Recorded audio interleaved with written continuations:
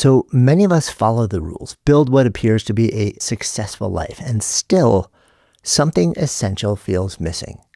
That feeling sends us on a chase for more meaning or purpose, impact, and clarity. But what if the way we seek them is kind of all wrong and actually makes us less happy, content, and alive, not more? We do the work, we make the difference, we build the life that's supposed to matter to us and to others.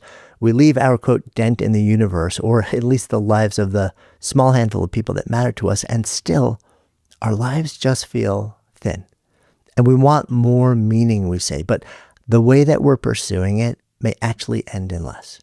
Today's conversation is a gentle but powerful reframe of what we mean when we talk about meaning.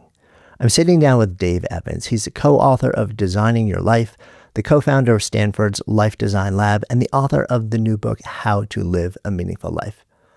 And Dave really challenges the idea that fulfillment and impact, which so many of us equate to meaning, we've been taught that those things are the finish line. Instead, he invites us into something more human, a way of living that's rooted in aliveness, presence, and becoming.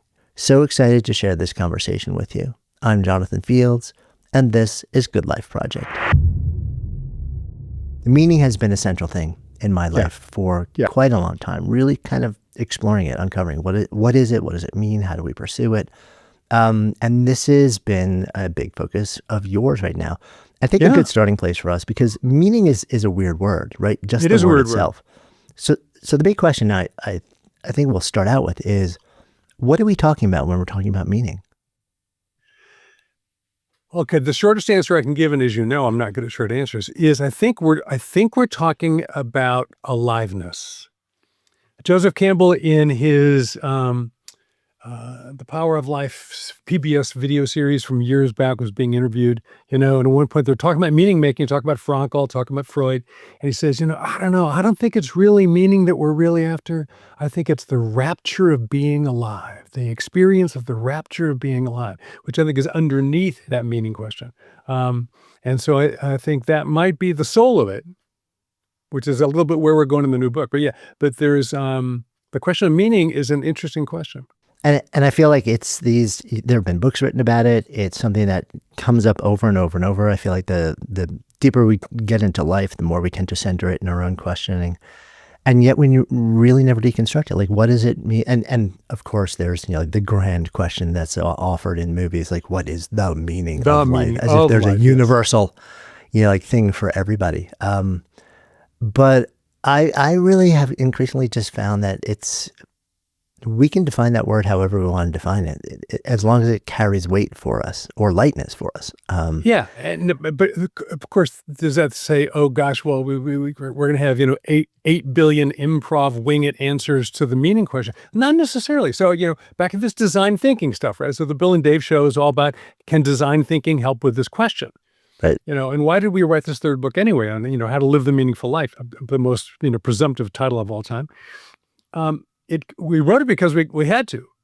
We write these other books, and we've trained thousands of educators and hundreds of universities, and we're talking to lots of people. And then particularly after the pandemic, and particularly after the Great Resignation, 52 million people walk off the job right after the pandemic, we get this hue and cry of, hey, I did all this stuff and it got better, but Jonathan, I'm still not fulfilled, or it's still not what I thought it would be, or it's just not as meaningful. What did I do wrong? Now that question is as old as the hills, except it just skyrocketed in the last 3 years. And so we went, apparently designing your life is one thing, but getting the joy, purpose, and meaningfulness out of it is another. Maybe we need to talk about that. And so to your question, what is meaning? Interestingly, because we were in this conversation a long time with a lot of people, literally thousands of people, and how did it present itself? Tells you what people think meaning is about. And we hear two things over and over again. I'm not fulfilled. I thought it'd be fulfilled. I'm not fulfilled. So we got to come back to what you think that means. And, I'm not making the impact, or I need to make a difference, or my life needs to matter. I need to make the world a better place. There was some, production outcome. I think impact is the best word. So the two primary things people were looking for that they were getting not enough of existentially was impact Okay. or fulfillment. And we think Right. both of those, frankly, are dead ends. And so we came up with some reframes and some new ideas. So currently, I would say the zeitgeist of meaning, I'm not sure it's the broadest definition it could be, is it's all about impact and it's all about fulfillment. So why do you think those are dead ends? Okay, let's start with fulfillment. What does fulfillment mean to most people? Well, we actually know, because who told us? Abraham Maslow told us. That's who told us, because the apex of the human experience, the top of that pyramid, is self-actualization. Right. According to the 1943 paper that he wrote, that the NIH now still claims is one of the stickiest ideas in the social sciences of all time, he defines literally this. He says to attain self-actualization, one must become all that one can be. And if you become all that one can be, then you will attain the experience of fulfillment. So self-actualization is the goal. Be all you can be is the way you get there. And the prize is fulfillment. Here's the only problem. The Life Design Lab at Stanford for 20 years has been teaching. We now are more convinced than ever. All of us contain more aliveness than one lifetime permits you to live out, i.e. there's more than one of you in there. That's the good news. So if, in fact, that's true, and we're absolutely convinced it's true, everybody's way bigger than one lifetime's worth of living, and you've decided you have to manifest your entirety in this life in order to feel like you got fulfillment, you can't get there from here. So the traditional definition of fulfillment, I became everything I can be, is unattainable. That's the good news, actually. But if you've decided you need that to feel okay about yourself, you just set a policy that you have to be in despair for the rest of your life. Bad choice, bad choice. So that's the fulfillment problem. The impact problem is, impact is great. Makes the world a better place. I mean, you're trying to make an impact, I'm trying to make an impact. But impact is a thing, and you're not a thing, you're a person. And so let's say you're lucky enough to do everything right and it even works out, most of the other 8 billion people stay on your script. Even if you do it all right, by the way, a bunch of people go off script and you do the right thing that doesn't work.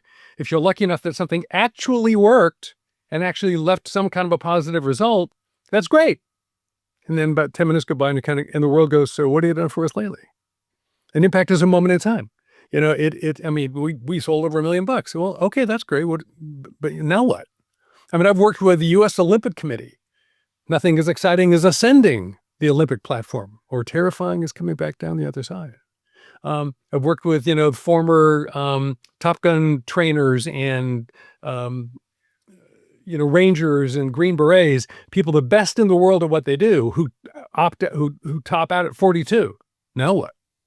So if you've been a super high impact person, that's great, but it doesn't last. It's never enough. So, I need more. Now you're in the treadmill, and you're stuck. So impact is fine, but it can't be the only thing. So if you've got all your meaning eggs in your impact basket, you're in real trouble. You'll never get there from here. So we need to look at some other forms, which starts getting into our idea about understanding that we don't just live in one world, we live in two, but I'll stop right there. So that's the fulfillment and the impact problem. And there are definitely thorny issues there. And when you lay it out that way, it's like, okay, so if we pursue meaning and we swap the words fulfillment and impact in for them, then effectively we're investing ourselves in pursuing something that we can never truly have. Or even if we get it for a hot minute, like the next minute, it's no longer there, if that's the way that we define it. So it's kind of like a life of perpetual frustration and futility to a certain extent. And that is the sound of the voice we've been hearing, is this deep frustration. And when you get down, between, under 38, 35, it's not it's despondency. It's like, I'll never get there. I mean, the game is rigged. I can't have it. That's a terrible place to be. I mean, also one of the things that occurs to me about the way that you're presenting it is there are things that rely on something outside of you to get the feeling that you want to get. Say more. So meaning that, impact, right? Right. Okay. Yes. So that exists outside of you. You're making a difference in the world to someone else, to some other beings, to some environment, whatever it may be. And sure, you may have a certain amount of control over the circumstances, over the resources, over the agency, over the process, the path. Yeah. But you're never going to have full control. And even if you do one moment, in the next thing, you're not going to. And at some point, you're not going to actually be able to do the thing you want to do. And if that is how we define meaning, how we get the feeling that we so desperately want to feel, we're going to keep bumping up against these situations where we're actually not able to get it as much as we want to, and as much as we pour our own energy into it and our resources. It can't exist. Never get there. Right. there's always going to be an external part of it. So Yeah, that's out of your control. One of our lines is meaning the new money.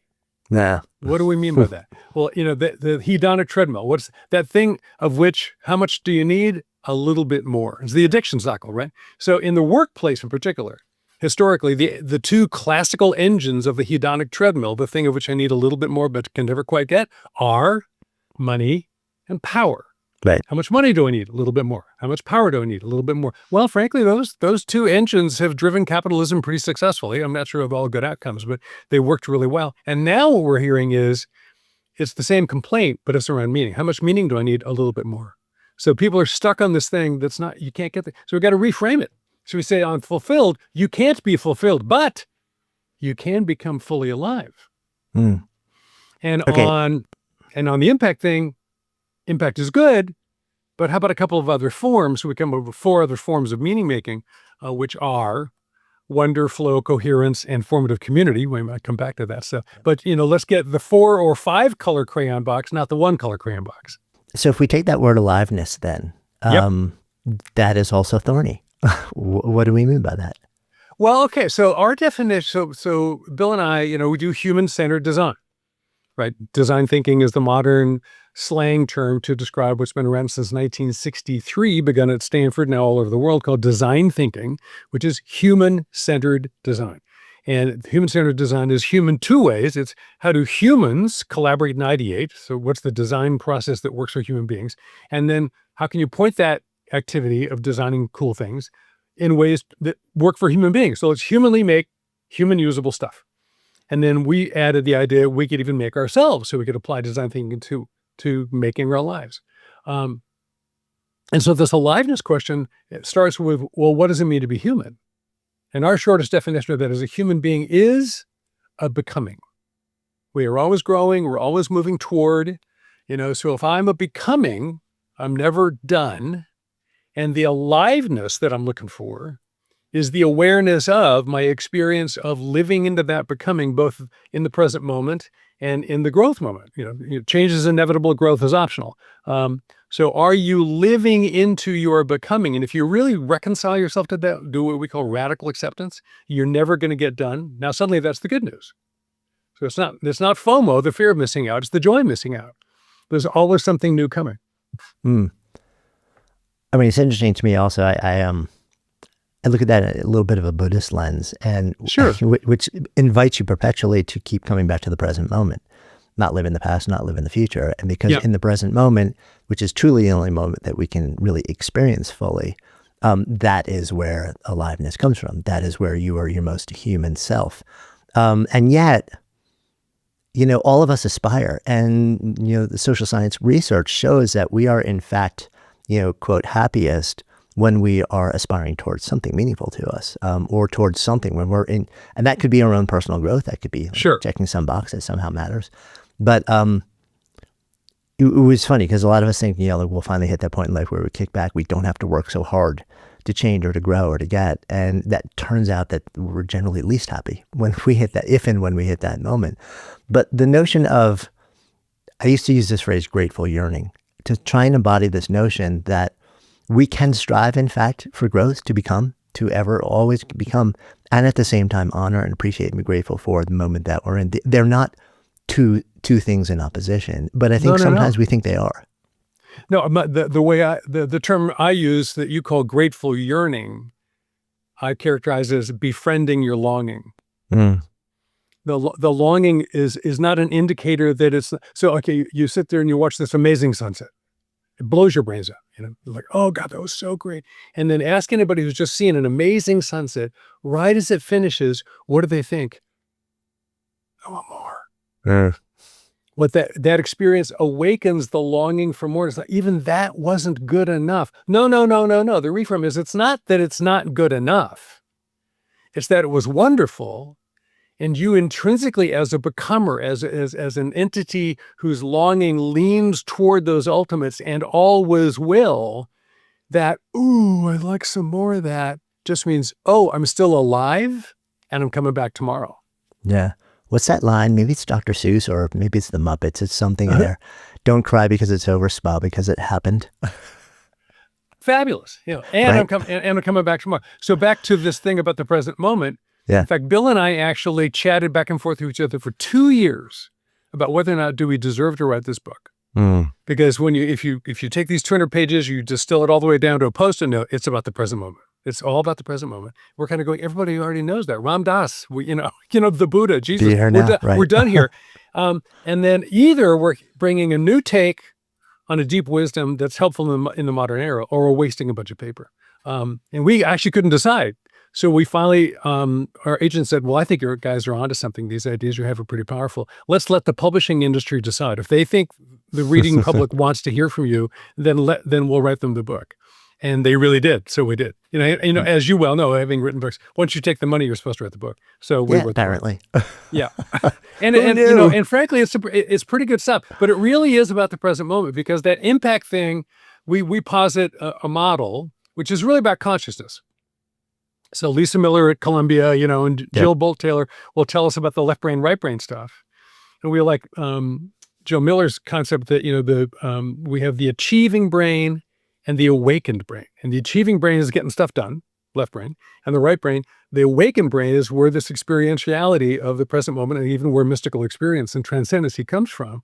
And they're pretty different, they're pretty complementary. But the modern world, we spend 99.97% of our time in the achieving brain, which Bill and I describe as, and where does that brain take you? It takes you into what we call the transactional world. Right. The GSD, the get shit done world. And we're there all the time. And by the way, we know how to transactionalize anything. We'll come back to that.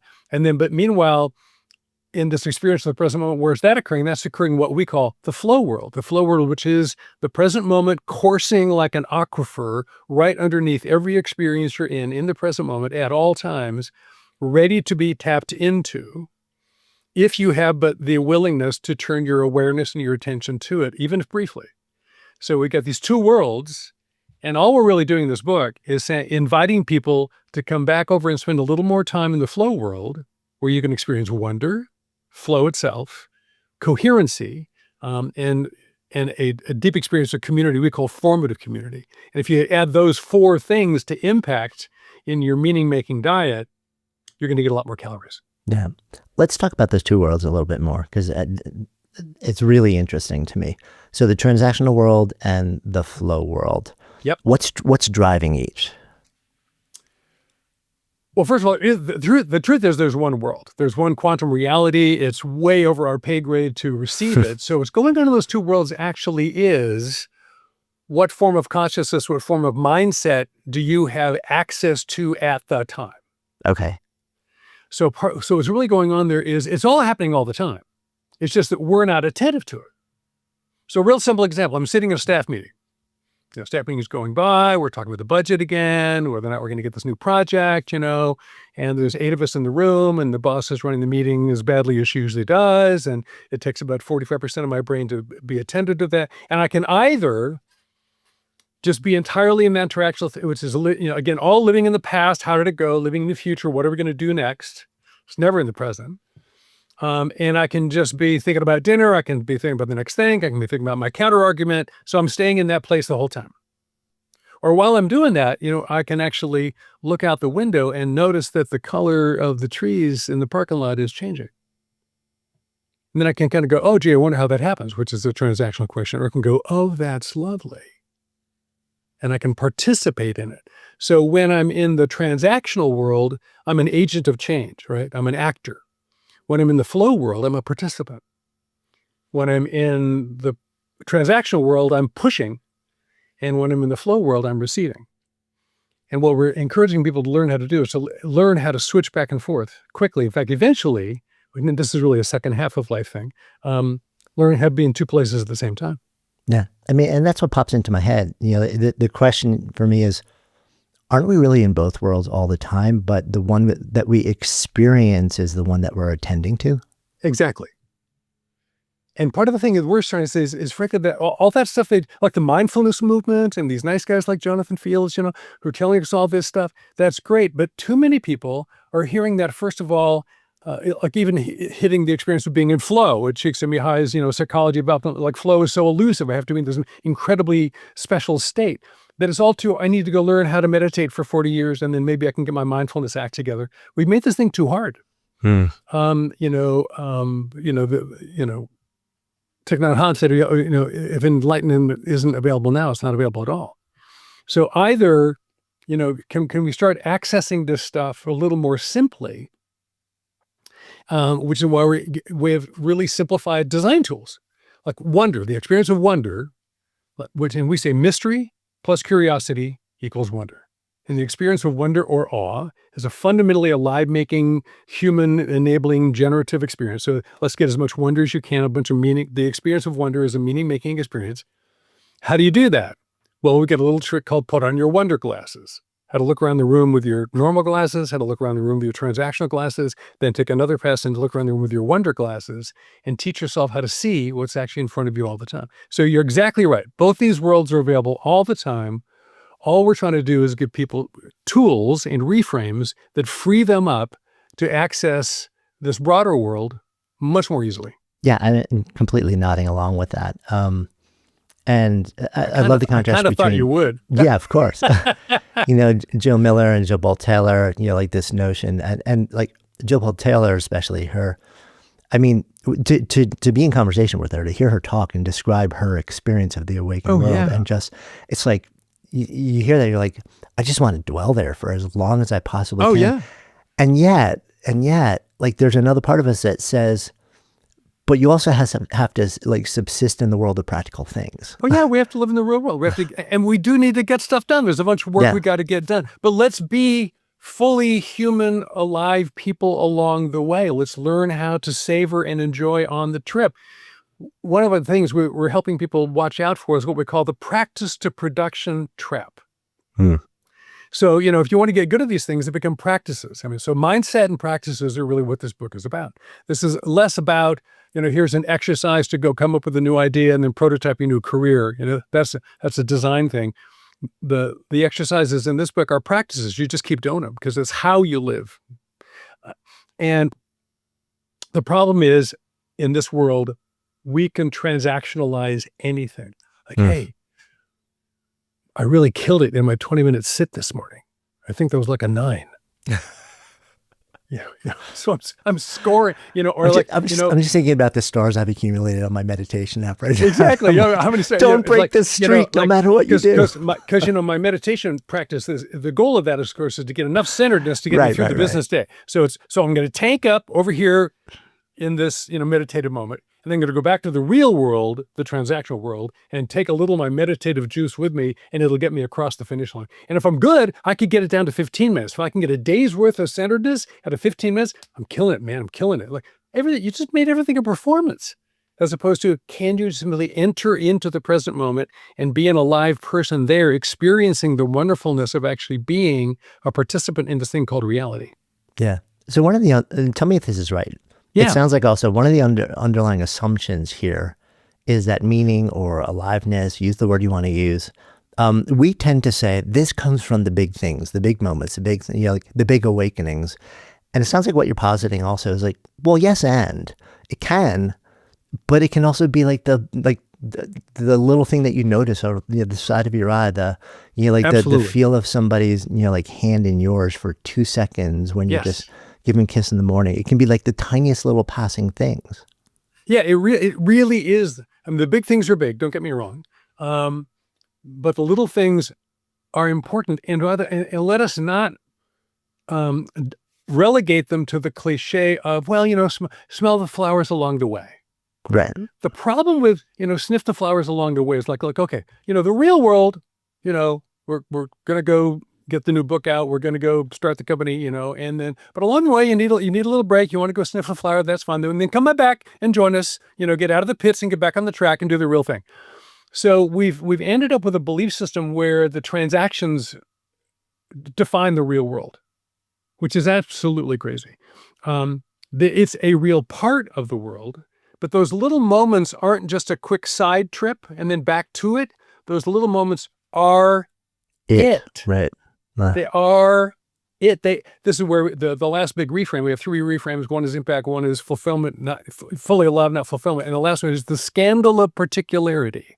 Mm-hmm.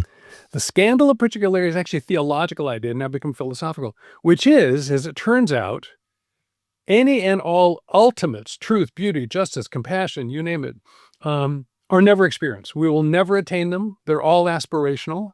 All you ever experience, as it turns out, is a small partial reflection of it that has a temporary instantiation and then is gone. So it's never enough. But that's the fundamental nature of reality. Like, I think, right there about 2/3 of the way through the conversation, I think Jonathan and I actually understood each other. Because when he went like, I went like, yeah. And at that moment, we both knew we were saying the same thing without having to say it. Like the whole conversation was good, but that one spot, like, oh God, he really got it. He really got it. And what was that? That's unity. That's a little reflection of unity. Now, the scandal of particularity is like, really? That's the way the world is set up? We'll never get the real thing? No. That is the real thing. Right. So you reframe it, and then you move to celebrating the particularity, which occurs in moments. So the fundamental task of the meaning designer is moment making. And what you do is you'll let them be what they can be. So that little 2 seconds hand in hand, when you're not just touching, you're actually connecting. You deeply celebrate that moment. You savor it later because it reminds you that profound truth of we are a union is true, because it was there for a minute. It was there for a couple of seconds. And it's a big choice to decide after those 2 seconds, like, ooh, it's over already. I want more. Or, oh, that was fabulous. Right. That's a critical choice. Right. Or like, oh, this is a signal that is leading to something even better. Yeah. Which often we just take it as. It's like, okay, so this was like a check along the way to like the real thing, which is coming next. How does this square in your mind with, I think so many of us were acquainted with Viktor Frankl's ideas around the sources of meaning, which fundamentally he distills down to work, love, and courage and suffering. Yes. Yes. When asked, what does it take to have a meaningful life? Freud, not known for short answers, like had a really short answer. Yeah. Work and Liebe love. und arbeiten, love and work. Right. Right. So relationships and achievement. Then Frankl ups it to one more thing. So it's, it's love, achievement, and suffering Right. well, which he learned in the concentration camps. And his point there was that if the only agency left to you by virtue of your oppression is your decision for how to respond to your situation, which is all that was left to a concentration camp prisoner. All they had was how to react. If you do that nobly, that alone is sufficient to be a person-making experience, hence suffering. So what we're saying in all three of those is, and then let's bounce up to Seligman, the founder of positive psychology, Right. and happiness isn't good enough. So, okay, it's got to be flourishing, and what supports flourishing? 5 things, the PERMA model. There are 5 Right. elements of a flourishing life: PERMA, P, positive experience, E, engagement, R, relationships, M, meaning making, A, achievement. Okay, so Seligman's got a pretty long list. Like, okay, I want to be happy. That's positive. I want to be engaged in the world. I want to do stuff. By the way, when I'm really doing stuff deeply, that's called flow. I want to be in relationships, love. It's all about love. Bob Waldinger and all the people in the Harvard Adult Study will tell you, what's the number one thing? It's all about love, dude. And meaning making, this is coherency and living in concert with your values. I'm actually a meaningful person because I'm living out what I really believe. And then achievement, I'm getting stuff done. So that's the whole portfolio, according to other scientists. And what we're saying is entirely complementary to that. All we're really saying is, look, for God's sake, get beyond just impact and achievement and allow these other things to start serving you, all of which are going to take you into the present moment. So if you start becoming a good moment designer, which isn't just the hedonism of having a good time, because people, where's the aspiration? Where's the purposefulness? Where's the Right. serving other mankind stuff? Well, we trust people. And so when we say of the 3, wonder, flow, and coherency, coherency is where who I am, what I believe, and what I'm doing are in alignment. When you experience that, your life is more meaningful. And we trust the overwhelming majority of people we talk to, their fundamental values and what they care about are really noble, and they have the other people in the world involved in them. So if I just say, look, the coherent life is the way to go, it's going to take care of itself. People are going to start moving down the path purposefully if they actually are living out their values in a conscious way. I've met in 20 years of teaching college, I met exactly one young man who walks up to me and says, look, can I take the class? I go, well, sure, anybody can take the class. He goes, no, you don't understand. I figured out it's all bullshit. I'm a nihilist. It's just about the money.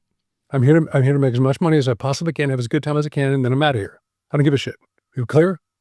I kind of go, well, yeah, well, we're clear. He says, so am I allowed to take the class? I said, well, sure. Any worldview is allowed to take the class. I might encourage you to be a little open-minded, that there might be more to life than that. But, and at the end of the quarter, I said, how's it going? He goes, well, I'm asking some questions now. I go, good.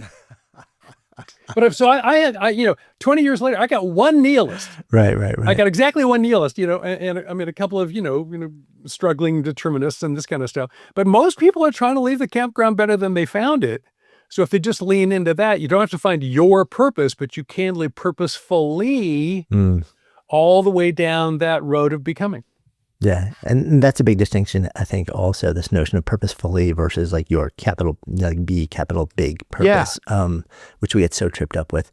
You keep referencing different, I'm going to call them meaning engines, and you explore 4 of them: wonder, flow, coherency, community, and coherence. Yep, exactly. Let's dip into each one of these a little bit. Okay. You talked a little bit about wonder, but let's start there. Like curiosity and mystery. Take me deeper into this. Okay, so this comes out of the mindset. So we have 5 mindsets in this book. In fact, the competitive titles were, first of all, we thought, well, maybe we'll call it the designer's way, which is what the 5 mindsets. If you just have these mindsets, you're probably going to be good to go. And then we said it's fully alive. It's going to be fully alive. This full aliveness is what the book is really all about. And then it turned out, frankly, the reason it's called How to Live a Meaningful Life is the presenting question we heard coming out of the pain we're trying to address, overwhelming, is it's not meaningful enough. Now, of course, as soon as we start there, we start reframing what meaning means. But we're going to start, we're user-centered designers, so we're speaking to the user based on their language. So that's why it's about the meaning thing.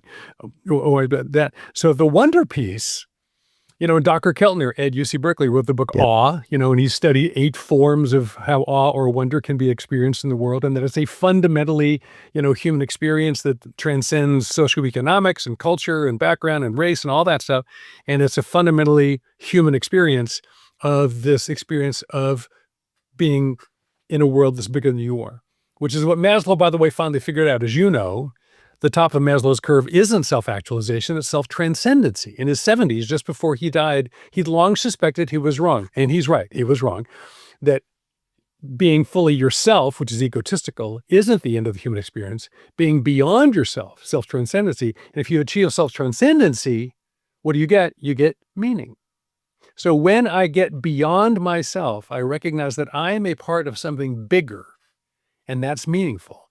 So wonder reminds me that the world is bigger than I am. And that's a very meaning reinforcing experience. So how do we experience more of it then? Okay, so we have a simple exercise called put on your wonder glasses. Because we're as designers, it's all about behavioral stuff that you can actually prototype and do. If we can't give you a handle on doing it, then we're writing philosophy books, and that's not what we do. We write design books. So wonder glasses says you want to put on your wonder glasses. What you do is you'll look at a scene. In fact, the example in the book is me sitting in a chair in a room right across that wall looking around my living room, and it says you take one quick look around and just take a look. What do you see? You just get the little GoPro camera look. And then, and so what do you notice? And the second pass is your transactional look, like, okay, and what needs doing here? Like, oh yeah, we got to get the piano tuned. I wonder if I'm ever going to get that clock fixed. I mean, so you let your transactional brain do what it wants to do, which is come up with action items, whatever you see, because you start seeing what's wrong with things or what's right with things. Like, ooh, we should buy another one of those. That's great. And then your third pass is the wonder glasses, like, and what's in front of you that has a little mystery to it or begs a little more than meets the eye, the moreness than meets the eye.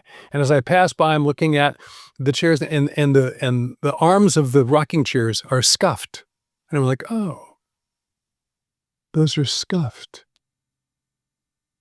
I wonder how that happened. Oh, it's because hundreds of people have sat in that chair. And many of them had really deep conversations. I wonder how those souls are doing now. I remember the wonder of being in the presence of people telling the truth about their lives. So that wonder of, oh my God, there's literally a wear spot on a chair in front of me that's from souls being rubbed off on the lives of the people in this room. So the initial act there, though, is also it's noticing. It's noticing. You know, it's but it almost sounds like you probably you put on your wonder glasses. You have to learn how to train your attention and your intention to get to this different place. Right. And I'm wondering if yes. So here's what happens to me when I sit for meditation. I'll sit for 25 minutes. The first 17 minutes of those are transactional. Yep. Yeah. It's almost like I need to clear the transactional part out. Yeah. And then finally, like just towards the end, my mind starts to do what? It starts to open up and it starts to just the monkeys in your mind finally calm down. Right. And it feels like for most of us, we probably live in such a transactional state that we kind of need to do that first scan to get the transactional sort of like checked off before we can allow our minds to just create the space in our minds to kind of just notice, oh, and what else? Yeah, because the resistance, you go, oh, I'm doing it again. Now it's gotcha. Yeah. As opposed to there's an old aphorism that says you cannot prevent the birds from flying over your head, but you need not let them make a nest in your hair. So when a thought appears, learn how to let it go by. So it's not so much hacks, but there really are humanly designed strategies inside these simple exercises. I'll give you another one. It's called magic trees, which is how to identify a moment of wonder. So, you look out you're looking at a tree. Now, 9 times out of 10, there's a little air moving around the tree. Look at the tree, and it's like the tree's just sitting there. And then you go, okay, so that's the first look. And then now look at it long enough to notice that the branches and the leaves are quivering. And you look, and you look, and you go, oh my God, it is moving. It's actually moving.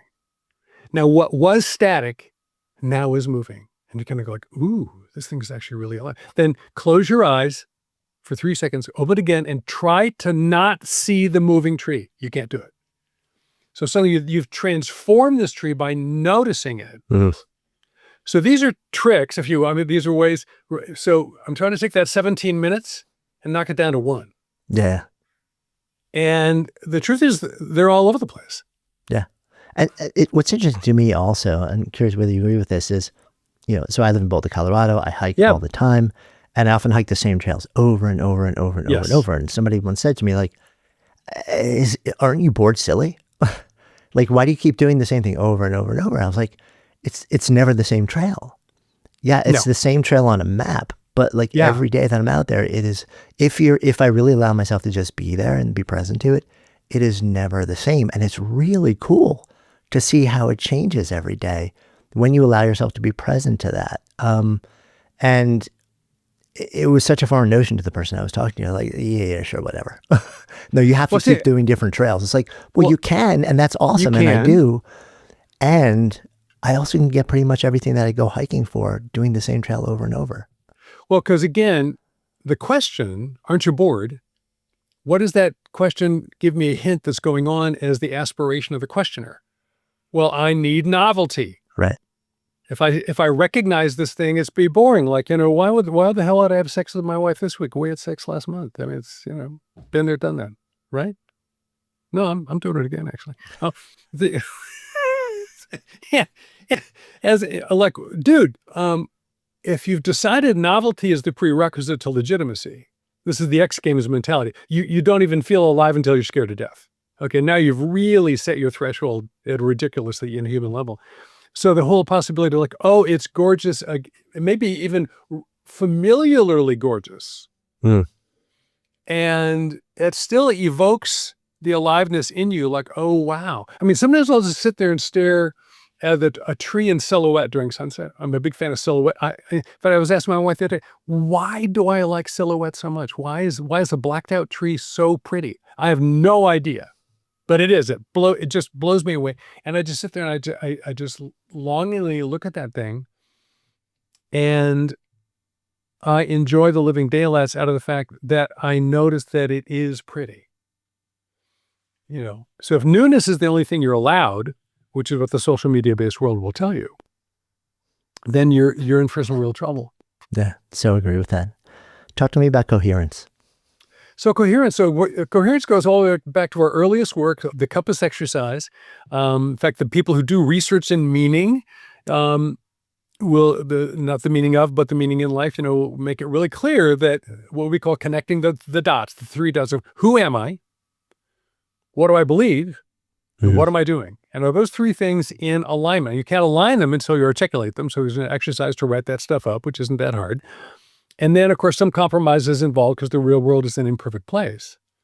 But, so now if I know who I am, roughly what my current story is, I know what my key values are about life in general, we call the life view, and we know what my values are about the workplace and my engagement with the world, we call the work view. If I got those 3 things in mind written up, then I actually have the capacity to notice when I'm actually living, with integrity or coherency, acting out kind of who it is that I am. And so somebody says, well, how was your day, Dave? Well, it was good. I got to talk to my friend, Jonathan Field, and Jonathan has been doing the Good Life Project for a long time. We've been working on the life design thing for a long time. So we are really aligned, and it was completely consistent with what I care about and completely consistent with what I want to do to be in conversation with this guy. I actually got to be completely coherent for an hour today. I'm rocking it. So what we call this coherency sightings. Catch yourself in the act of, oh my God, for a couple of minutes today, it was actually working. Not the outcome production was done, Right. but I'm participating in a value-aligned way that reinforces, what Frankel was talking about from the get-go. Yeah. That's coherency. Is the feeling of coherence aliveness then? Ooh. I think one of the hues of the experience of aliveness would be, oh yeah, I'm actually, it's like you're in Colorado. When you ski, right? If you're a skier, you're going along and then suddenly you're really in the groove. I'm a motorcyclist and you're really on the line. And I mean, you're feeling it. I mean, everything is right where it's supposed to be. And you have that sudden experience of fittedness, belongingness, aliveness. And coherency is like that. Coherency is like hitting the perfect line on the snow, hitting the perfect line going into the turn. It's the world lining up, at least briefly. Feels great. Yeah. I mean, it does. I felt that, and it is amazing. What's even better for me, I'm going to sort of like extend your your example here. I'm going to change it to snowboarding because that's just more real for me. It's more alive for me. Fine. Okay. Is I have been out on the mountain on a perfect powder day on the backside of a mountain where I'm literally giggling and laughing out loud the whole time because I can't believe this is a real experience in my life. Yeah. The thing that has made that day better is when I look 20 feet to my right and I see my daughter doing the same thing side by side with me. Where does that fit in here? Okay, so community, first of all, we're big fans of Dan Siegel's work in a Mindsight Institute, who figured out that we are not autonomous. He would say it is an unfortunate scientific error at best, truthfully, a profoundly toxic lie that we are autonomous beings. That consciousness, he's an attachment theorist that moved on to consciousness, is actually collective. We are much more of an aspen forest than a bunch of people running around in little glass tubes. So we are part of one another. So if I can participate in this life where I experience something meaningful, something important to me, something real, communally, with somebody I care about or somebody I love, like seeing my daughter, just to the right of me on the slope, then that is an alive-making thing. There's, I happen to be a religious guy, and there's this great phrase in the New Testament which says, wherever 2 or 3 of you are gathered together in my name, in God's name, I am with you. What's going on there? Well, does that mean, God's a leverage player? Look, at least get 3 people. Don't waste my time. If there's only one of you, I'm not going to come to the meeting. I don't think that's it. I think it's like, no.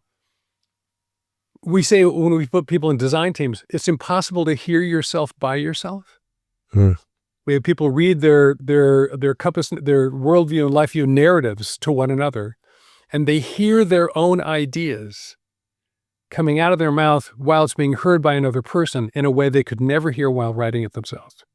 There's something in the interchange of communal experience that is real making. And particularly if and the reason we have the fourth of the four categories, and they're not the only categories of meaning making, but these four, wonder, coherence, flow, and community, we think are ones that are ripe with opportunity that almost everybody can get their hands on. It's all the low-hanging fruit. So for God's sake, don't miss these four. And formative community is where people get together to become, they're not here to transact together, they're not here just to be entertained together. We're here to become together, to share that lived experience, So when you and your daughter are having, somewhat an entertaining experience, but really an alive-making experience, both doing the same thing at the same time. And this is, bone of my bone and flesh of my flesh. And it's really this incredibly resonant moment that allows you to feel like, Jonathan, the dad, next to his snowboarding daughter, is more Jonathan than Jonathan alone. Yeah, 100%. 100%. Yeah. Way thicker. What are the qualities of community that elevate it to the level of being a genuinely meaningful contributor to this feeling? So interesting. This really comes out of my work. So I haven't taught the undergrads for a while at Stanford. For the last 10 years, I've been teaching the DCI Fellows, the Distinguished Careers Institute, which is a very fancy name for the gap year for grownups. So if you're 45 to 90, mostly 55 to 75, and you're thinking, now what? You want to stop out for a year and think deeply about that, Stanford will take your rather large check and let you be a fellow, take a bunch of classes, wander around, talk to your colleagues, and chat with me, the life design guy, a little bit about now what are we going to do? And there was this really interesting outcome, which was, they have all these programs, these great classes, these research things, and these are pretty sharp people. And at the end of the, couple of months, they did this for a calendar year. The question was, so was this good? Oh, yeah, we love it. And what's the best part? Oh, for sure, the community, the relationships. And I've debriefed 10 of these cohorts on this question. And I confront them, I kind of go, you're telling me that the relationships are the best part. Not only are the relationships the best part, but these relationships are of a quality and a nature I have never experienced before. Mm-hmm. And my response to that was, bullshit. I'm not buying it.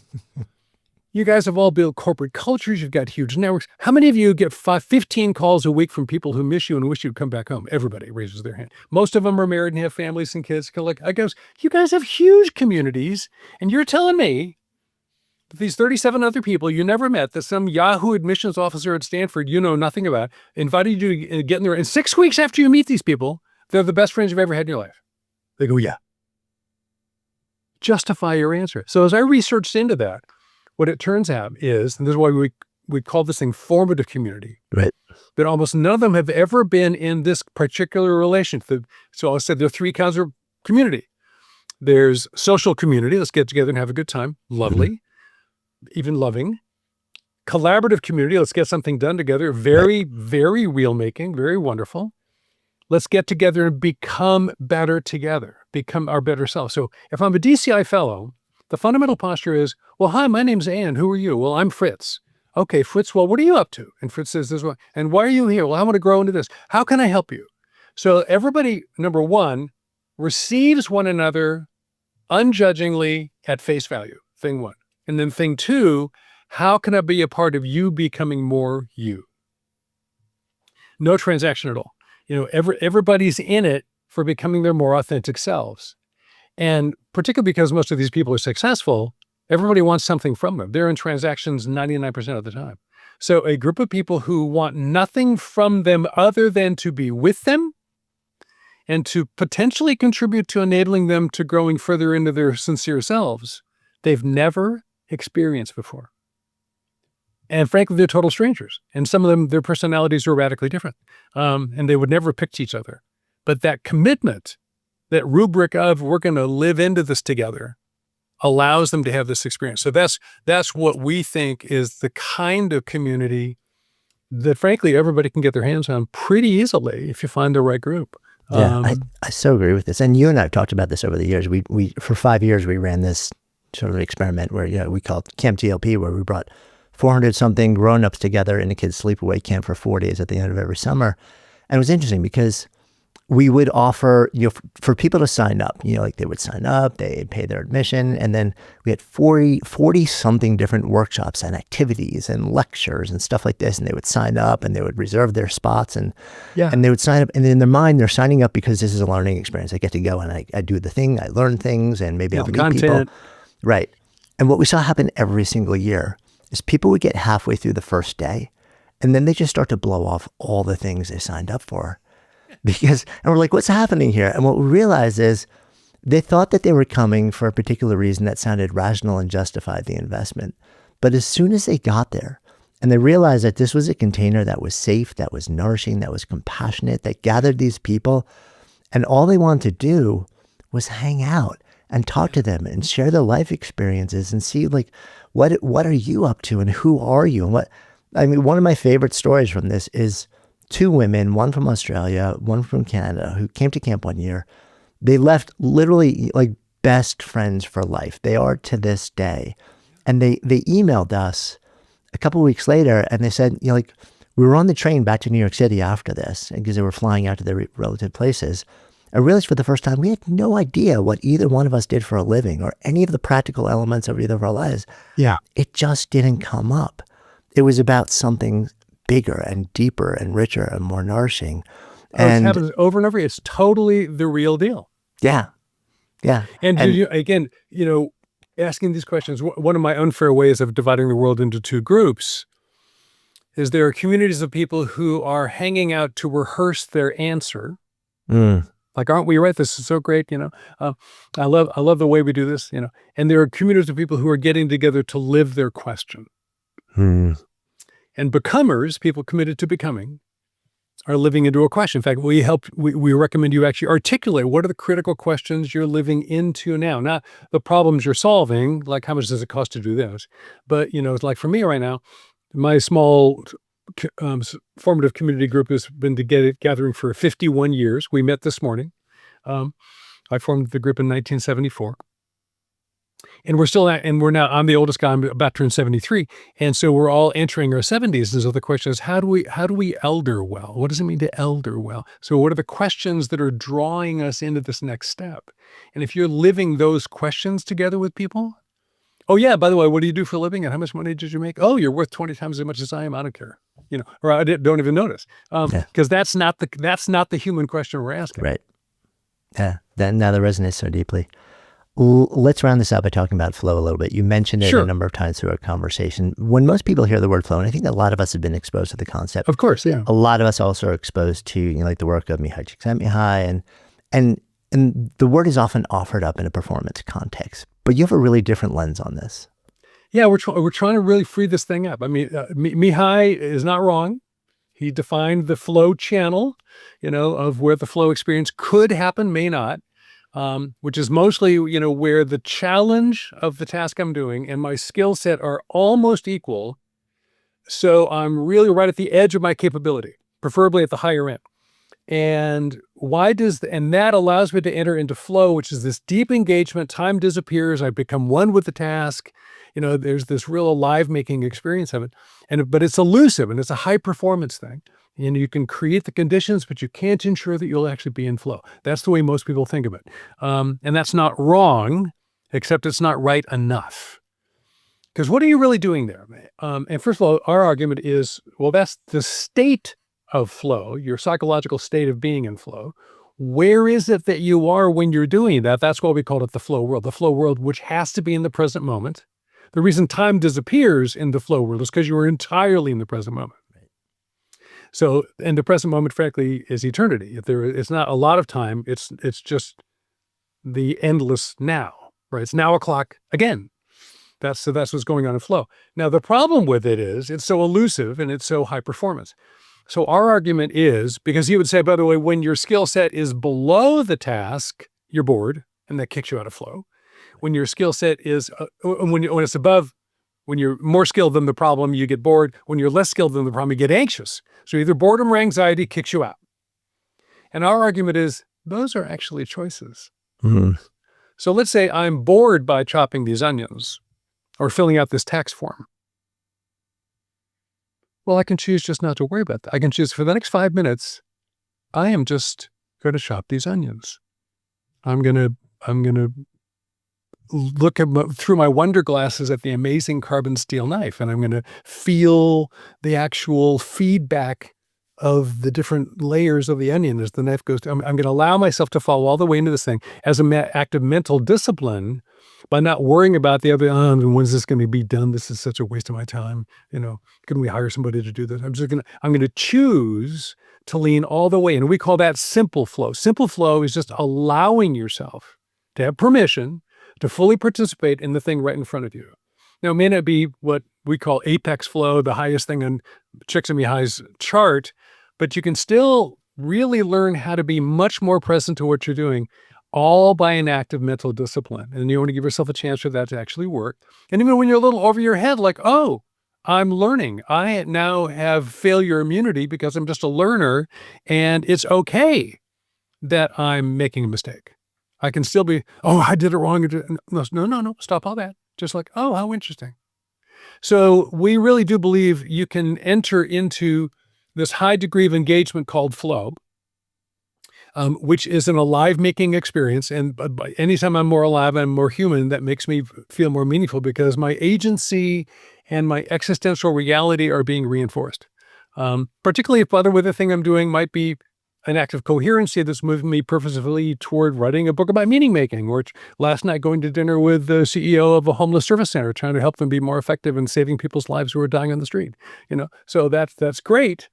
But no matter what you're doing, and hopefully it's purposeful, be more present to it. And so flow, we think the flow world, the flow channel should be much wider by simplifying our relationship with it, which is just a matter of choice, which brings us back to the mindset stuff.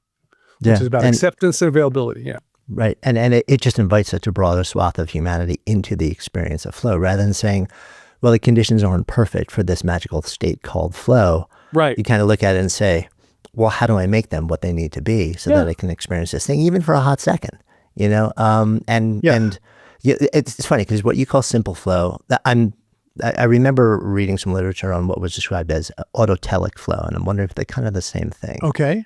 I don't think I've run into that. Yeah. It was described as, the ability to create flow in even the least hospitable environments, basically. And what it does is it puts the ball back in your court and it says, yes, you don't have to wait for perfect circumstances to drop into this thing. You can look around and say, like, how do I actually create this? Yeah. Yeah, exactly. He's exactly right. Because the problem I have with the traditional flow is how do I attain flow? Well, I've actually delegated, frankly, abdicated 100% of the responsibility and the agency to create flow to the task. Right. The magic is I have to find this magical, right. I have to does it just match up to all the things that need to be there? You're snowboarding. Like, I got to find just the right snow on just the right trail at just the right slope, at just the right crosscut angle that hits right where I'm on my edge. And if I can find that challenge, then flow might arise. Well, no. I want not the mountain to be in charge of flow. I want Jonathan to be in charge of flow. Like, okay, I'm on this bunny run, with my daughter's good friend who's a first day snowboarder. And what am I doing? I'm enjoying the slippery slide, that incredible slide as this thing goes across, and then I'm making this really simple turn. I can feel the edge. I'm actually feeling the edge. Oh my God, it's amazing how that edge works. I'm fully allowing myself to be into the flow. So it's about choice making, and we think you ought to be in charge of flow, not the circumstances. Yeah, I love that. And in a way, like where my brain goes with that also is it's reframing the task as not the activity or the goal of the outcome that was presented to me, but it's reframing it as how can I make the task to be as present as fully possible in the moment that I'm in, no matter what the conditions are. And that gives so much of the agency back to you by doing that. It really is about having more agency, which again is more human making. Yeah. My mentor, now 92, actually in Colorado, is a really wise guy and was frequently sought out for his wisdom. So he found himself sitting across the table from people in dire circumstances when the company's blowing up and I think my wife's going to leave me and the kids suddenly got a horrible disease, whatever, these really tough things. To which there are no solutions, of course. And then at one point, almost always in the conversation, he would go, okay, well, boy, well, that sounds pretty tough, Jonathan. I just have one question for you. How's the coffee? And the person goes, what? Well, how's the coffee? I think it's fine. You think it's fine? Why don't you find out? Take a sip. They go, that's fine. No. Take it again. Taste the coffee. And they go, oh. And he brings them into the present moment of, it's like, for God's sake, taste the coffee in your cup, and then he would say, okay, now, and they say, okay, and how are you right now? And then he would get them into their present self, not the person completely overwhelmed with their problem, and then ask that person, so what do you think you could do next? And they always knew what the next step was. And they always realized they couldn't solve the huge problem, but all they can do is take the right next step. And so that this idea of learning how to apply agency and allowing both our awakened and our achieving brains to populate the worlds that we're in isn't just, a little sideshow or a taking up. It's actually becoming your best self. Yeah, the little show is the big show. Yeah. And we're coming back tomorrow. Exactly. Feels like a good place for us to come full circle. I have asked you this question once before, but it's many years ago, and a lot of life has unfolded since then. But in this container of Good Life Project, if I offer up the phrase, to live a good life, what comes up? Be here now. If you haven't yet subscribed to the show, it would mean the world to me if you took just 2 seconds to tap on that subscribe button.